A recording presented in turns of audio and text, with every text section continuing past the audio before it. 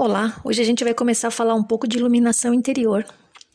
Só que para a gente começar a falar de iluminação interior, eu vou voltar lá no tempo, bem antigamente, e vou começar a falar um pouco da França.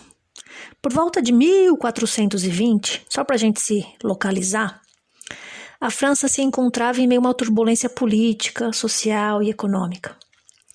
A situação moral da sociedade da época era muito grave e era inquietadora. Não havia instrução adequada. Então, assim, a criminalidade crescia. Multiplicava-se os roubos, os assassinos, os suicídios.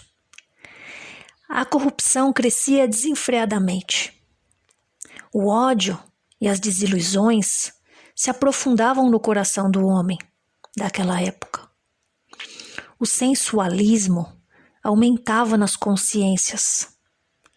A arte e a música, ela sofria influenciações bem grotescas, de baixo calão. E o povo não tinha mais um ideal. Não sei se vocês captaram, mas qualquer semelhança é mera coincidência, né? Com o que a gente está vivendo atualmente. E eu não sei vocês, mas já faz um tempo que eu estou bem apreensiva com o que está acontecendo no mundo. Se a gente parar para analisar, por exemplo, o Oriente Médio, vive em guerras. A África, aquela pobreza, aquela guerra política. A Argentina recentemente aprovou a lei de aborto. Pelo amor de Deus. A Rússia, sempre envolvida em alguma coisa gigante. A China, a gente vê tudo que está acontecendo lá, pandemia, vem de lá, aquelas coisas todas, querendo conquistar o mundo, comprar o mundo. A França vive com esses atentados. O Brasil, as nossas cidades, com corrupção, né? Diminuiu um pouco, mas a gente sempre trabalhou com corrupção no nosso país. E a gente sabe que vivemos em um mundo de expiações e que a Terra, na escala da evolução, ela não é nem o primeiro e nem o último planeta, mas é um dos mais atrasados, infelizmente. Mas com tudo o que está acontecendo, a gente acaba pensando que o purgatório é aqui, com certeza. E no meio desse meu desespero, das subidas do dólar, dessas operações, né, que antigamente nós tínhamos a Operação Lava Jato, dessas corrupções, dessas brigas políticas, pandemias, enfim, eu refletindo, eu fui procurar nas minhas prateleiras aqui em casa alguma coisa para eu refletir. E achei um livro que tem tudo a ver com o que está acontecendo hoje. E o nome do livro é bem sui generis. O Céu e o Inferno, do Allan Kardec. E lá, logo de cara, no capítulo 1, diz assim. Eu vou explicar do meu jeito, depois vocês vão lá conferir para ver se eu estou falando é verdade, tá bom? Bom, fala assim mais ou menos, ó. O homem só se preocupa com o presente. E isso estimula o egoísmo, porque ele pensa, gozemos e usufruamos das coisas o máximo possível enquanto estamos aqui. Gozemos depressa, porque não sabemos até quando vai durar. E é cada um por si. A felicidade nesse mundo é a do mais esperto. O respeito humano, ele retém alguns de pensar e agir assim. Mas e os que nada temem? Será que eles se preocupam com solidariedade e fraternidade? Isso que o mundo está vivendo atualmente se chama doutrina do niilismo. Do latim, nihil significa nada. Niilismo significa, então, uma perda de ideal. Eu vou dar um exemplo para explicar. Imaginem um jovem de 18 anos. De repente ele tem um problema de saúde. Vai, de coração. E os médicos falam que ele poderá morrer em 8, 10 dias. Por mais que ele tenha uma vida regrada, os médicos dizem que ele não passará de 2 anos de vida. Então o jovem larga os estudos, começa a viver desregradamente, passa a beber, passa a fumar, experimenta coisas diferentes. Ele se entrega aos excessos de todo gênero. Aí os pais, os amigos, falam para ele que é perigoso, que não vale a pena ele agir desse modo. Mas o jovem não dá ouvidos e diz: o que me importa? Eu vou morrer mesmo. Tem que curtir agora. Não sei o dia de amanhã. O nosso país, os governantes, muitos de nós vivemos essa doutrina do niilismo.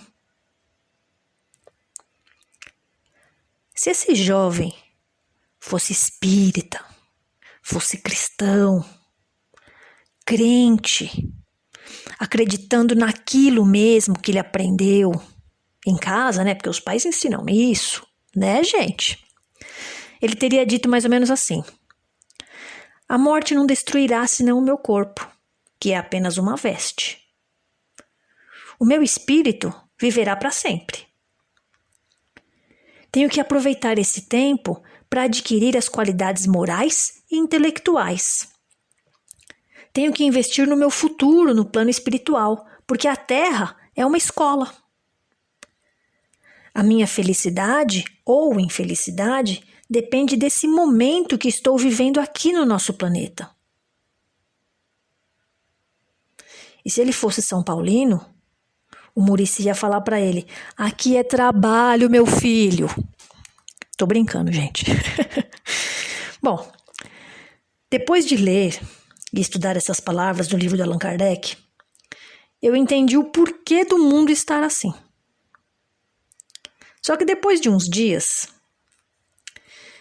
eu fui ao centro espírita, no qual eu frequento, e eu ouvi dizer que lá no centro onde o senhor Américo, é um senhorzinho que trabalha lá, nesse centro espírita, eu ouvi dizer que no centro que ele é responsável, que ele faz as sopas, que ele dá os presentes de Natal, enfim. Eu fiquei sabendo que alguém entrou lá no centro dele e levou todas as panelas, levou tudo que tinha lá. Acho que até os presentes, se eu não me engano, que iam ser distribuídos no Natal.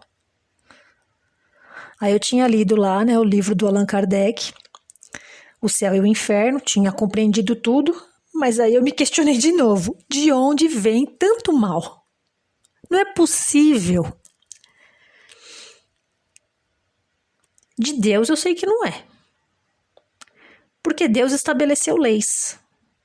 E essas leis são sempre boas. Porque Deus, ele é soberanamente bom. Eu sei, eu aprendi que o bem é tudo o que está conforme as leis de Deus. E o mal é tudo aquilo que é contrário a essa lei. Tá, mas que leis? Onde está escrito isso, Michele? Me explica. Lá no Livro dos Espíritos, também de Allan Kardec, na questão 621, o Allan Kardec pergunta assim: onde está escrita a lei de Deus? E os espíritos respondem: na consciência. Aí vocês podem perguntar: tá, ok, mas como que eu faço? Lao Tse, um sábio chinês, fundador do taoísmo, em 600 anos de Cristo, 600 anos antes de Cristo, ele disse mais ou menos assim, ó: quem conhece os outros é um sábio, mas quem conhece a si mesmo é um iluminado. Olha só, todo mundo aqui que está ouvindo aqui é sábio, porque conhecer os outros é com a gente mesmo, não é? Sabemos todos os defeitos e qualidades, fazemos uma lista, mas os nossos defeitos a gente não enxerga tão bem assim. Mas por falar em iluminação, essa tradição de se iluminar praticamente começou com o Buda. E uma vez o Buda estava meditando, mergulhado lá no seu mundo íntimo, interior, e de repente ele se iluminou. Aí quando o seu discípulo viu aquilo, ele ficou lá contemplando. Assim que o Buda abriu os olhos, o discípulo perguntou assim para ele: Mestre, tu és Deus? Não, não sou. Então tu és um anjo? Também não. Por que me perguntas? Porque brilhas, mestre. Mestre, por que brilhas? Porque estou desperto, consciente da verdade.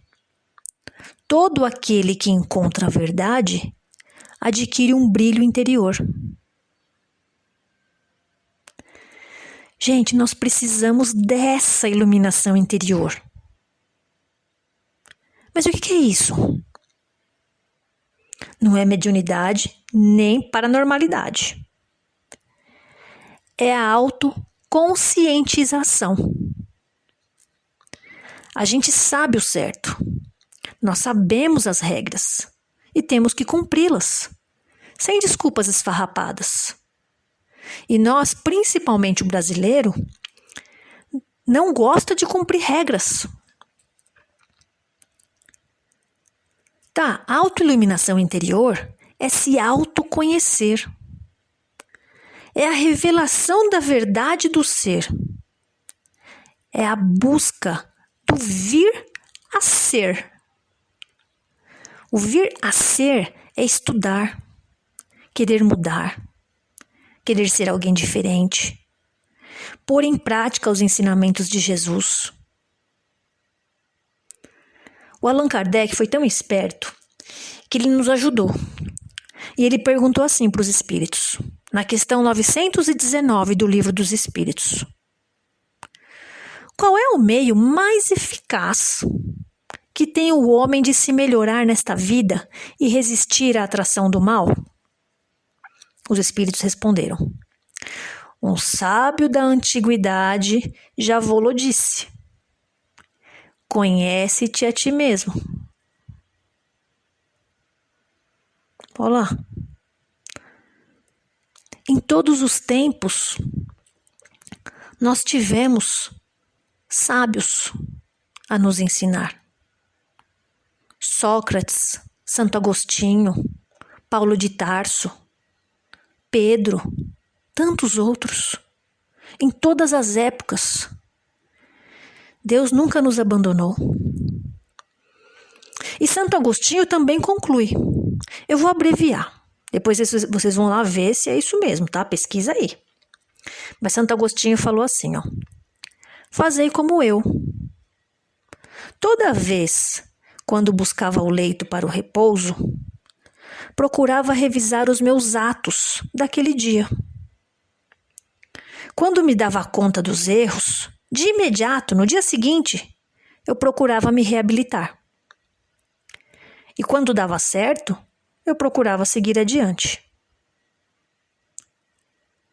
Santo Agostinho nos diz para fazer um exame de consciência, para fazer a iluminação interior, para nós interrogarmos nossa consciência, porque a voz de Deus está em nós. Não importa a classe social, não importa a etnia, não importa a idade, porque está ao alcance de todos se iluminar. E temos que agir agora. Tem uma passagem na Bíblia que eu acho maravilhosa. É Mateus, no capítulo 13, do versículo 36 ao 43. E diz mais ou menos assim. Depois vocês vão lá pesquisar, hein? Eu vou falar com as minhas palavras. O reino dos céus é semelhante a um homem que semeou boa semente no seu campo. Mas enquanto os homens dormiam, veio um inimigo dele, semeou joio no meio do trigo e retirou-se. Porém, quando a erva cresceu e deu fruto, então apareceu também o joio. Chegando os servos do dono do campo, disseram-lhe: Senhor, não semeaste boa semente no teu campo? Pois de onde vem o joio? Respondeu-lhes: Homem inimigo é quem fez isso. Os servos continuaram: Queres então que vamos arrancá-lo? Não, respondeu ele, para que não se suceda que, tirando o joio, arranqueis juntamente com ele também o trigo. Deixai crescer ambos juntos até a ceifa. E no tempo da ceifa, direi aos ceifeiros: Ajuntai primeiro o joio e atai-o em feixes para o queimar, mas recolhei o trigo do meu celeiro. Essa é a passagem do joio e do trigo. E essa passagem, ela simboliza a luta entre o bem e o mal, ainda existente no nosso planeta. Não podemos esquecer que nós estamos no plano de expiação e provas. E estamos mudando para o planeta de regeneração. Nós já estamos nessa mudança já faz um bom tempo. E não tem como a gente saltar. Não tem como a gente saltar do expiação e provas lá para o puro. Nós precisamos passar por todas as evoluções. E o que acontece atualmente? Nós temos muitas imperfeições morais. Esses adversários que comenta na passagem, que é o joio, que representa a ação contrária ao bem, é a lágrima, é a dor, é a amargura, a decepção, a desilusão. São as imperfeições morais que nós temos, que é o egoísmo, o orgulho, a vaidade, o desânimo, a indisciplina, o ciúme, o medo de sofrer. E nós temos que superar tudo isso. E é preciso que o bem esteja ao lado do mal. Muitas vezes a gente questiona, né? Por que nós temos tanto mal no nosso planeta? Então, olha lá. É preciso que o bem ande ao lado do mal, não somente para que possamos exercitar a capacidade de discernimento entre um e outro, mas permitir que os bons exemplos ajam sobre o mal, tornando-o melhor. Confiar no Senhor, confiar em Jesus, confiar em Deus, é ter fé na sua promessa, é contar com a sua proteção, sobretudo nos momentos de sofrimento. Muitos de nós passam por muitas turbulações nas nossas vidas, nas nossas casas, no dia a dia, com uma doença, uma dor profunda de um ente querido que partiu e tantas outras coisas. Mas nós precisamos perdoar, entender. Precisamos fazer orações, meditar, fazer uma reflexão profunda, ter um comportamento diferenciado, fazer trabalhos no bem, para que a gente consiga atingir a nossa autoiluminação. Chico Xavier, uma vez, ele escreveu uma mensagem de Emmanuel dizendo assim: sejamos compreensivos com os ignorantes, vigilantes com os transviados na maldade e nas trevas,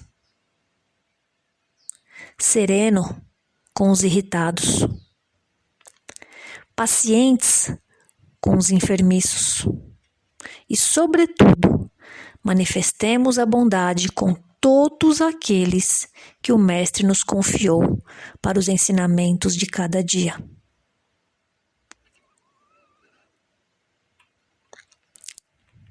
na nossa casa,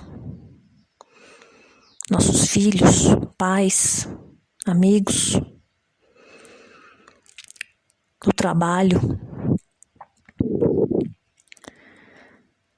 E que a gente lembre que muitas pessoas às vezes batem no peito, né? A gente bate no peito e fala, eu sou espírita. Eu sou isso, eu sou aquilo.